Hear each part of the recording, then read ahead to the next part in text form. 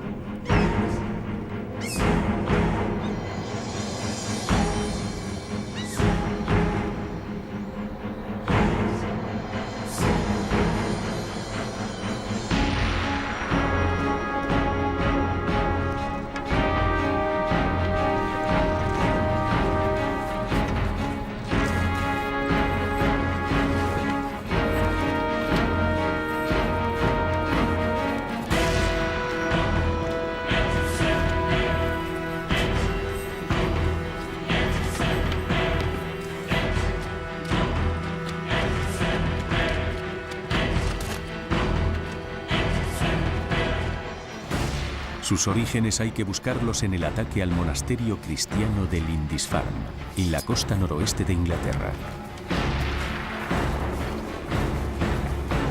Un ataque rápido, violento e inesperado. Los asaltantes paganos son conscientes de que los monasterios esconden grandes riquezas, grandes y desprotegidas.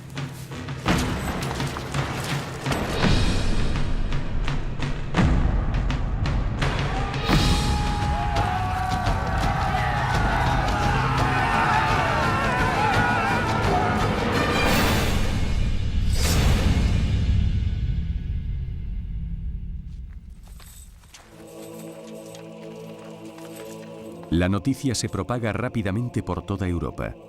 En las iglesias cristianas se escucha una nueva plegaria: Señor, protégenos de la furia de los hombres del norte. Un comienzo desgarrador para una época repleta de aventuras y descubrimientos. Durante los 300 años siguientes, guerreros, agricultores y exploradores de Escandinavia trascienden los límites del mundo que conocen y más allá.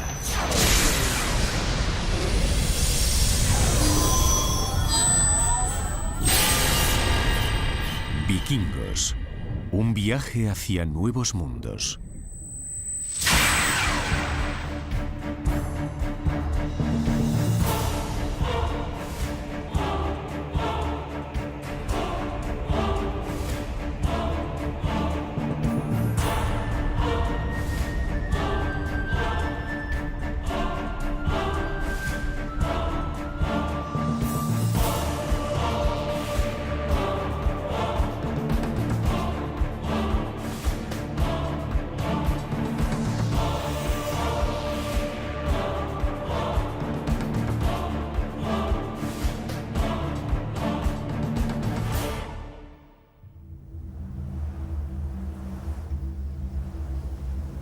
Los vikingos nos fascinan.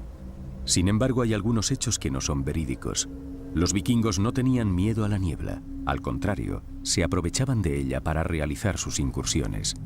Los vikingos tampoco usaban cascos con cuernos, algo que empezó a resultarnos familiar a través de las óperas de Wagner, de Hollywood y de los dibujos animados. No todos los hombres procedentes del norte eran temibles lobos de mar.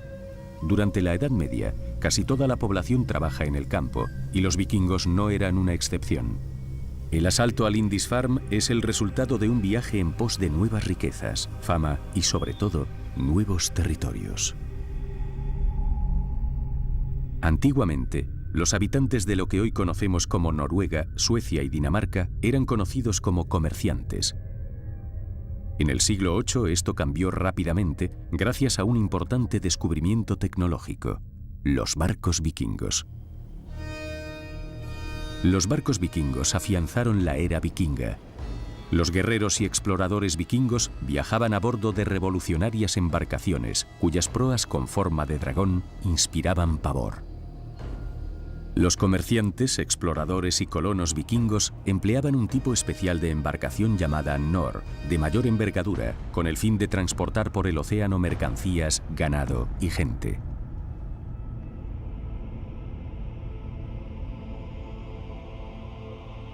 El casco de todos los barcos vikingos estaba hecho de finos tablones encastrados y asegurados con clavos y sellados con alquitrán. De esta forma, las embarcaciones eran ligeras y flexibles. Las conducían moviendo un timón lateral que colgaba del llamado steerboard, palabra que en inglés evolucionó al actual término traducido como estribor. Los barcos eran rápidos y simétricos, y era posible cambiar fácilmente su curso. Estas alargadas embarcaciones tenían poco calado, lo que significaba que eran capaces de ascender ríos y que podían encallar fácilmente. La construcción de barcos requería una gran destreza. Las enormes velas cuadradas eran tejidas con lino o con lana fina y posteriormente eran impermeabilizadas con grasa. En los barcos vikingos se empleaban remos para realizar maniobras precisas y para avanzar sobre las aguas cuando no soplaba el viento. La construcción de barcos era un arte, y los carpinteros jefes de los navíos eran tratados con gran respeto. Su destreza era legendaria, hasta tal punto que llegó a creerse que las leyendas de los enormes barcos vikingos, que transportaban 200 guerreros, eran solo fruto de la exageración de los contadores de historias. Entonces, en 1997, se encontró en Roskilde, Dinamarca, un enorme barco vikingo de 36 metros de largo, con capacidad para 180 hombres. Los barcos vikingos gigantes sí habían existido. Aquellas embarcaciones otorgan a los vikingos una férrea superioridad sobre las aguas. Miles de ellos parten en busca de riqueza, tierras y gloria. En 2 siglos, los nórdicos, daneses y suecos, o rus, como se les conocía en el este, se expanden por toda Europa. Se apropian de grandes extensiones de terreno en Inglaterra y Escocia, y también en Irlanda, donde fundan Dublín. En Francia, los invasores procedentes del norte se adueñan de una región conocida como Normandía. Los destrozos de los vikingos llegan incluso hasta el Mediterráneo. En el este, los rus utilizan los ríos para llegar a Oriente Medio, creando una red comercial de 1.600 kilómetros y fundando su propio reino, Rusia. El éxito despierta la ambición de los vikingos. Estos se organizan en grandes flotas para llevar a cabo importantes ataques. La ciudad de París tiene que pagar un enorme tributo para no ser víctima de las invasiones. Poco después, un ejército vikingo muy numeroso conquista York y gran parte de la costa oriental de Inglaterra. En el este, los vikingos atacan Constantinopla, la actual Estambul, con flotas formadas por cientos de barcos. La ciudad resiste la embestida 2 veces, pero los emperadores bizantinos quedan tan impresionados que deciden contratar a guerreros vikingos como guardias imperiales. Los europeos consideraban a los vikingos unos infieles que se atrevían a atacar a los cristianos, pero no se trataba solo de eso, se trataba de un choque de culturas, de tradiciones y religiones contrapuestas.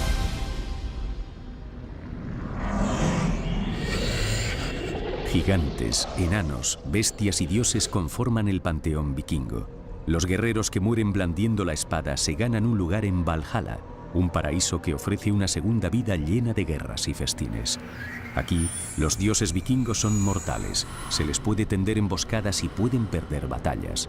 A pesar de todo, la sabiduría reina entre los dioses. Odín, la deidad suprema y dios de la guerra, dio un ojo a cambio de poseer sabiduría. Thor tiene el poder de controlar la climatología y envía rayos y truenos.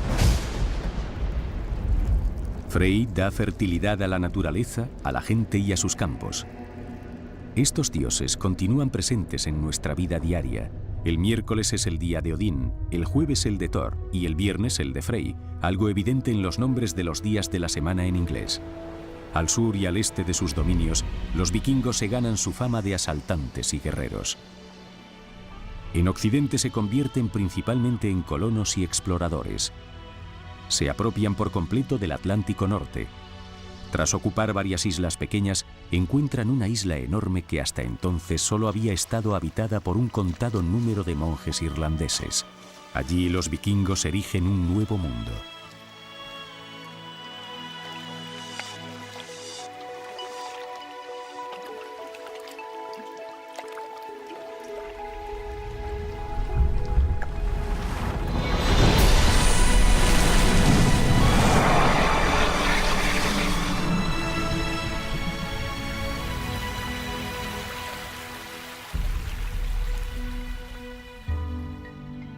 Cuenta la leyenda que un hombre sufrió un invierno con temperaturas tan extremas en esta isla que como revancha la llamó Islandia, la tierra del hielo. A pesar de todo, numerosos vikingos procedentes de Noruega y de las islas británicas llegaron en tropel a este país virgen, un país esculpido por las fuerzas volcánicas y por los inmensos glaciares. Islandia es un lugar con una belleza de otro mundo, una isla de montañas, de llanuras de lava, de playas de arena y de profundos valles, una tierra supernatural, una tierra de los dioses.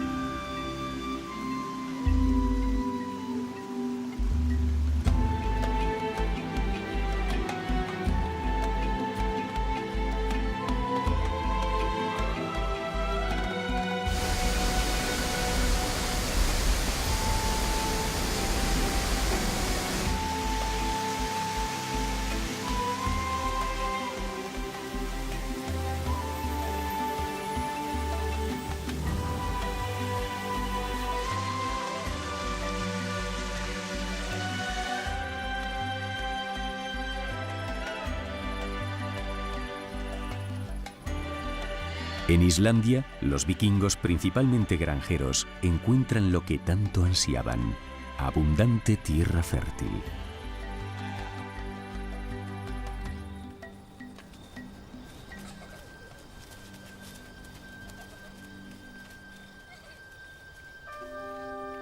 Muchos vikingos llegan a Islandia también con la intención de dejar atrás a la monarquía noruega, regida por reyes autoproclamados.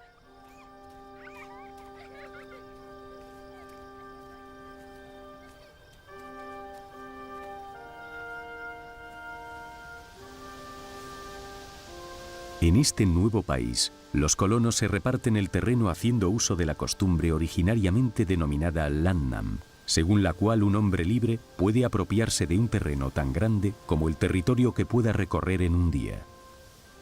Pocas décadas más tarde, toda Islandia estaba dividida siguiendo esta costumbre.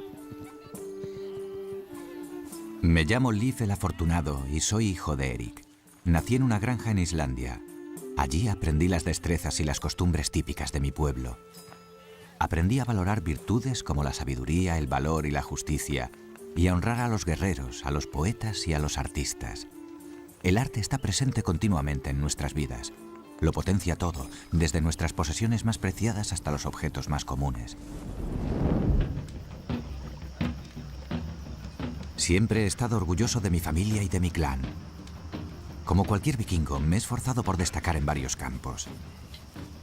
En la guerra, en el campo, en el arte, en el mar. Como cualquier vikingo, tenía la esperanza de lograr mi sueño más ansiado.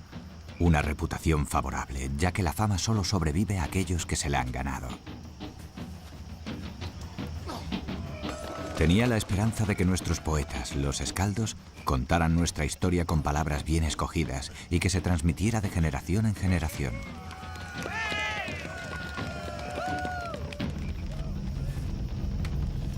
Los vikingos valoran por igual la transmisión de las historias y la recitación de poesía como la destreza en el campo de batalla.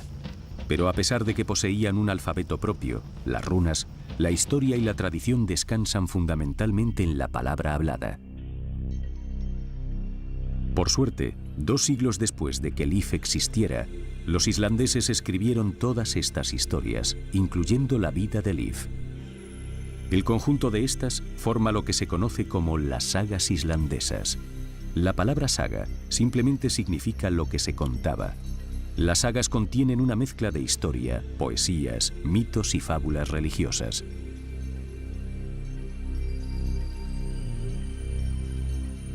Nos cuentan cómo vivían los vikingos y cuáles eran sus prioridades en la vida. Las miles de páginas de las sagas, hermosamente escritas a mano, constituyen una piedra de toque en la herencia vikinga.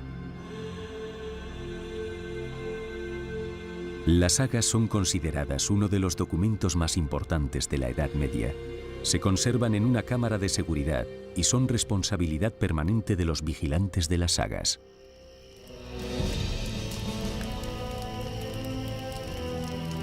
Dos sagas recogen una interesante historia. Un crucial punto de inflexión se produjo cuando varios jefes de clanes vecinos, que representaban a varias familias, se reunieron en una asamblea llamada Þing. Esta asamblea tenía las funciones de un tribunal local, resolvía disputas y, en caso de necesidad, decidía las penas. En el año 930 después de Cristo, 36 jefes que representaban a todas estas asambleas en Islandia se reunieron en un lugar llamado Þingvellir. Allí crearon el Alþing, una asamblea nacional que definió las leyes de las tierras.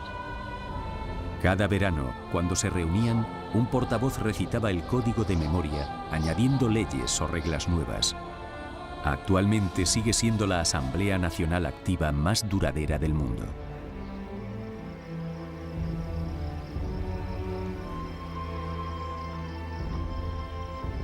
Mucha gente vino a Islandia voluntariamente. Erik, mi padre, no tuvo elección. Le fue prohibida la entrada en Noruega por un crimen que no había cometido. Mi padre era un hombre con mucho genio y tenía todas las cualidades necesarias para ser un líder. Temido o respetado, se le conocía como Erik el Rojo. En Islandia, Erik se casa y entronca con una apoderada familia descendiente de los reyes irlandeses. De esta forma mejora su reputación. Sin embargo, como nos indican las sagas, Erik no puede huir de su volcánica naturaleza. Una disputa con un vecino adquiere tintes violentos y muere gente de ambos bandos. Erik tiene que responder ante la asamblea. Mi padre tenía tantos seguidores como detractores. Sin embargo, la ley prevaleció. A Erik el Rojo se le prohibió la entrada en Islandia durante 3 años.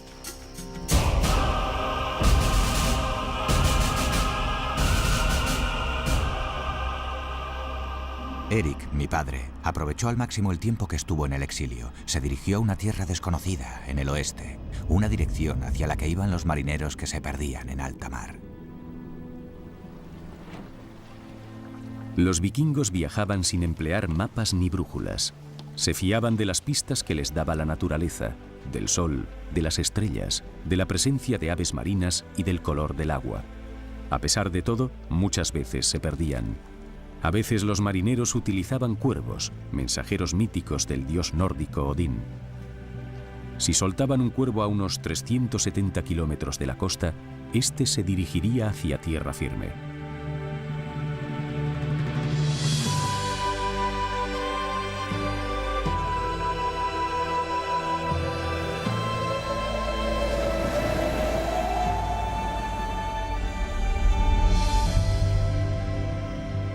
Erik no lo sabía, pero se estaba dirigiendo hacia la isla más grande del mundo.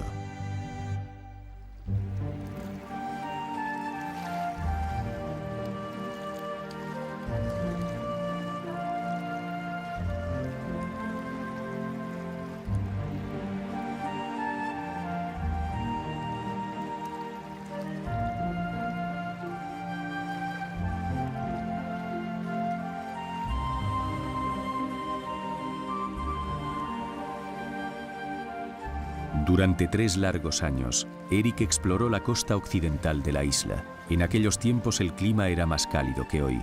Los icebergs abundaban, pero durante el invierno los fiordos no quedaban obstruidos por el hielo.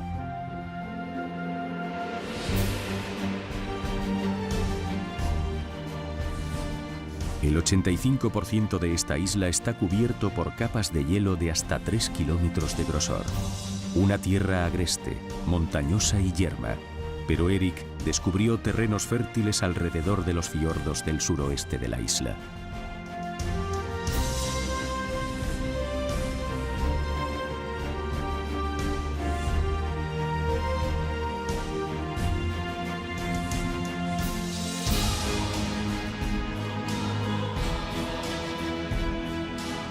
Erik encontró huellas de civilización, pero no había nadie que osara desafiar su supremacía.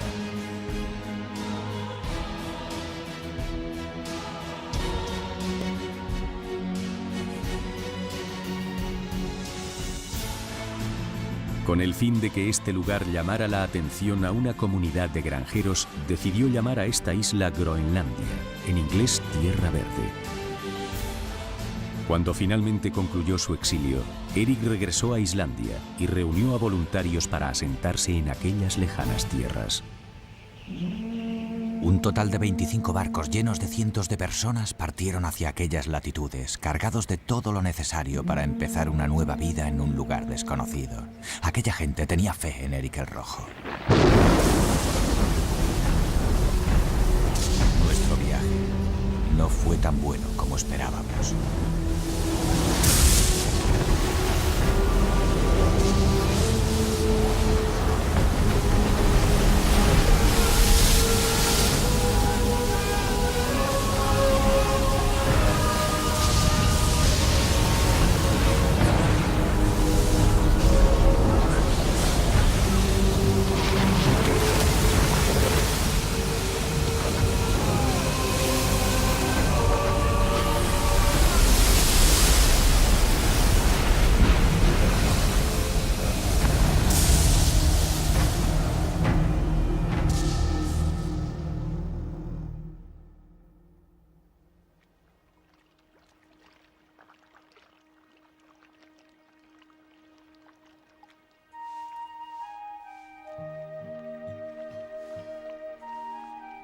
Tan solo 14 de nuestros barcos consiguieron llegar a las costas de Groenlandia.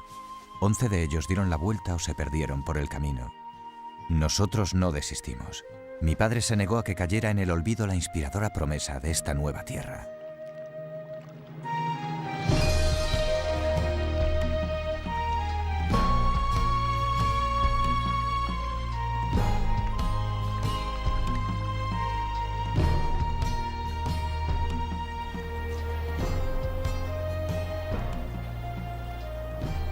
Durante su exilio, Erik exploró la zona que hoy se conoce como el fiordo de Erik. Allí encontró algunos de los terrenos más fértiles de Groenlandia.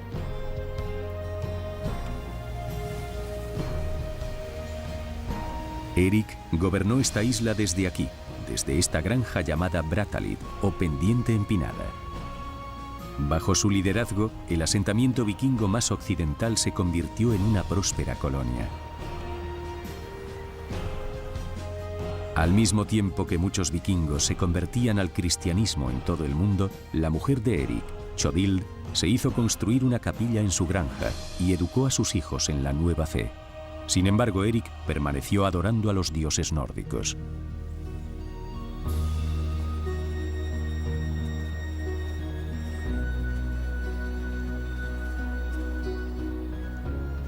Acabábamos de llegar a Groenlandia cuando un hombre llamado Bjarni apareció en Brattahlid. Había venido por mar desde Islandia. Se había perdido en medio de la niebla y las corrientes se lo habían llevado hacia el oeste. Había visto de cerca 3 tierras desconocidas, pero no había pisado ninguna de ellas. Al oír aquello, mi vida cambió para siempre.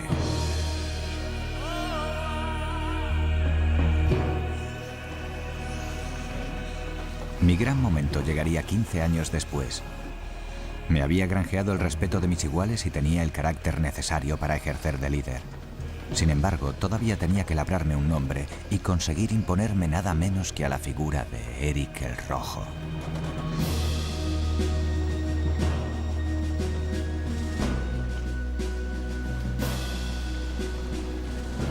Le compré a Bjarni el barco que lo había traído hasta allí y reuní a varios voluntarios para navegar la ruta que él había recorrido.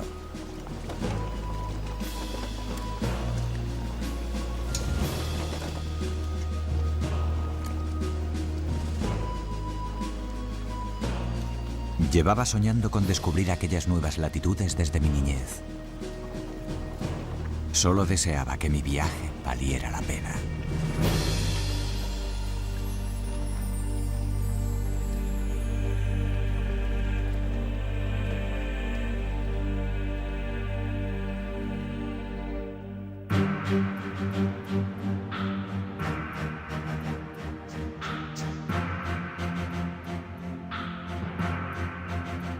Lo primero que divisaron Leif y sus hombres fue una superficie rocosa y cubierta de hielo, sin árboles ni praderas.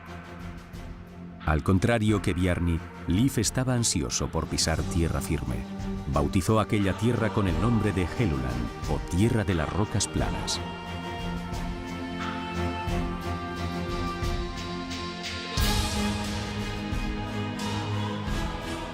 A continuación encontraron una tierra de inmensos bosques al borde del mar.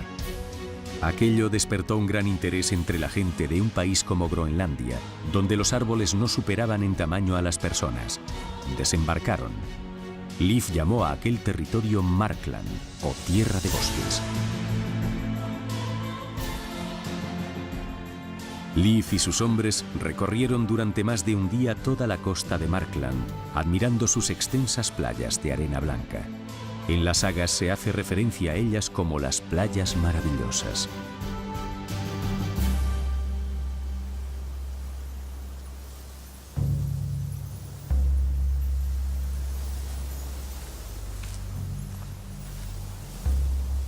Llegamos a otra tierra. Al poner el pie en la orilla, comprobamos que la hierba estaba cubierta de rocío. Lo cogimos entre las manos y lo bebimos. Nunca habíamos probado nada tan dulce. Entonces decidí que instalaríamos nuestro campamento cerca de allí. Las sagas nos cuentan que conforme exploraron aquella región, encontraron terrenos muy verdes y parras con uvas dulces. No había nieve, e incluso durante el invierno, el sol se erigía en el cielo durante muchas horas al día.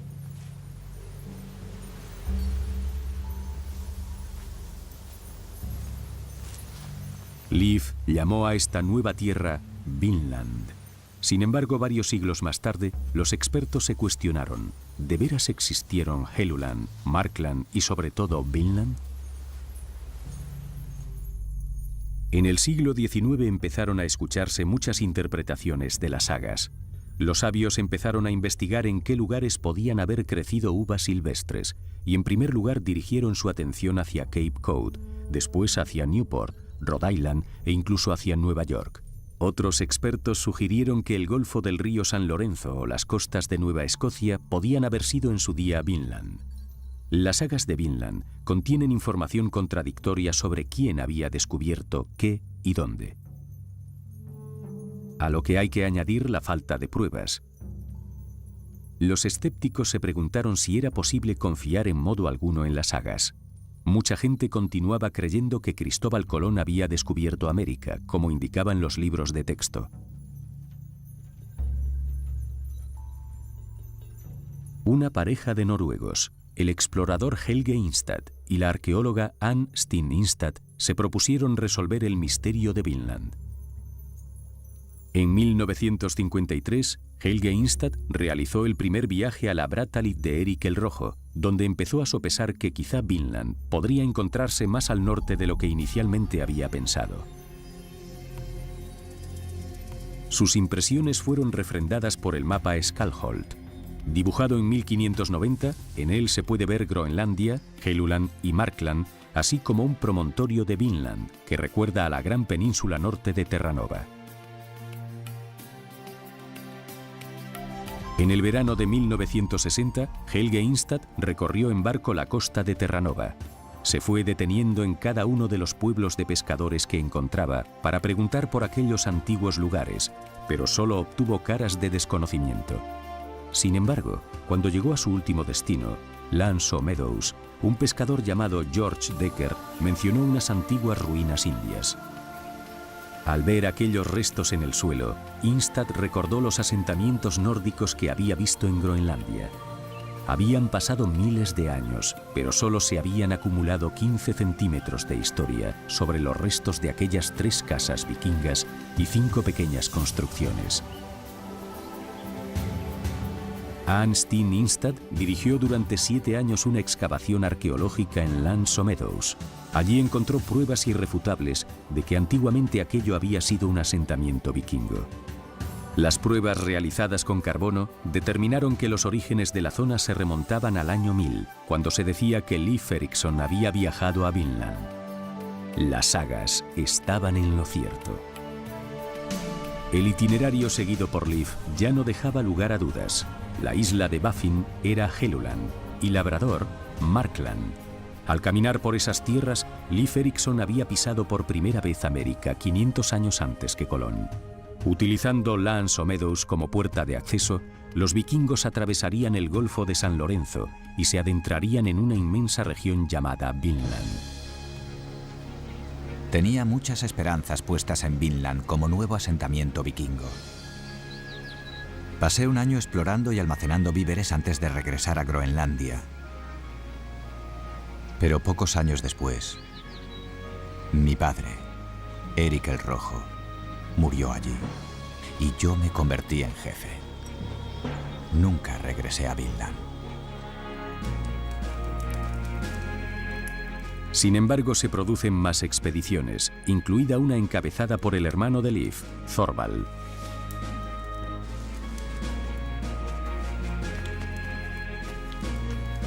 Unas cuantas mujeres llegan a América del Norte, incluyendo una conocida como Gudrid, la viajera. Durante su estancia en Vinland, Gudrid da a luz un varón llamado Snorri. Es el primer europeo nacido en América del Norte y sería el único en los 500 años posteriores.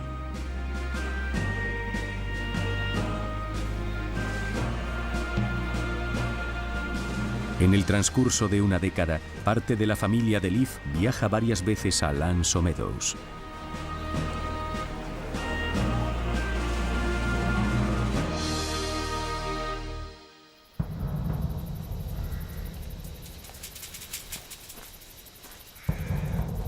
La expedición de Thorvald realiza un descubrimiento extraordinario. En estas nuevas tierras, los vikingos no están solos. Este encuentro tiene un significado crucial para la historia de la humanidad.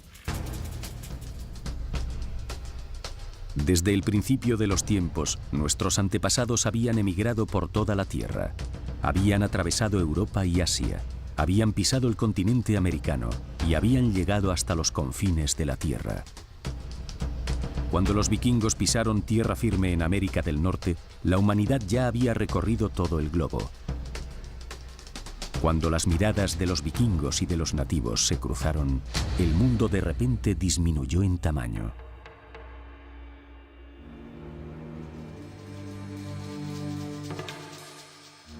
Al final, las relaciones entre los vikingos y los nativos se volvieron conflictivas.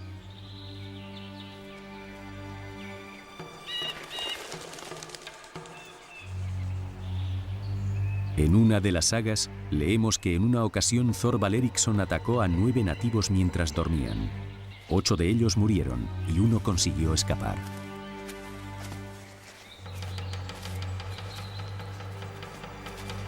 Los nativos se vengaron.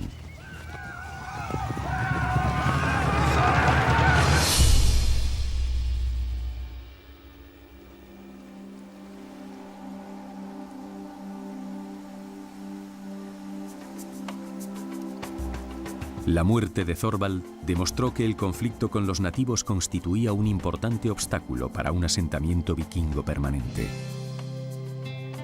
Oscar Wilde afirmó que los vikingos habían descubierto América, pero que habían hecho bien dejando que se les escapara de las manos. En parte tenía razón. Los vikingos regresaron con asiduidad a Labrador para recoger víveres, especialmente madera. Las pruebas demuestran que mantenían un contacto habitual con los antepasados del pueblo inuit. Mientras tanto, los territorios vikingos estaban gobernados por reyes cristianos, como sucedía en otros muchos países europeos.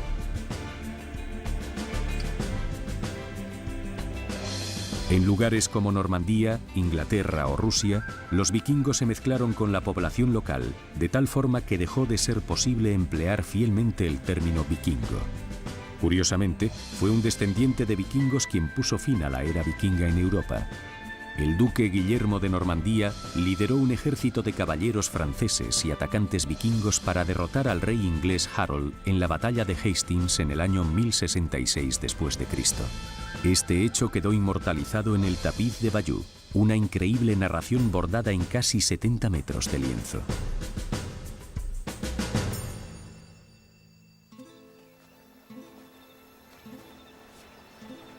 La Groenlandia vikinga continuó existiendo casi 5 siglos más tras los viajes de Vinland. Los habitantes de la isla comerciaron con material muy valioso, como colmillos de morsa y halcones, pero la agricultura fue perdiendo importancia paulatinamente, conforme el clima se fue volviendo más frío.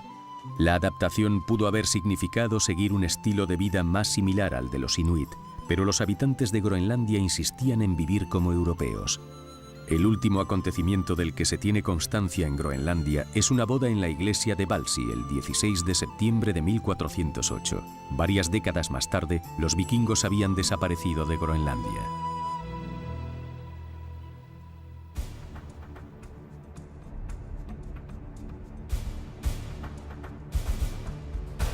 En lugares como Islandia, los asentamientos vikingos soportaron el paso de los años.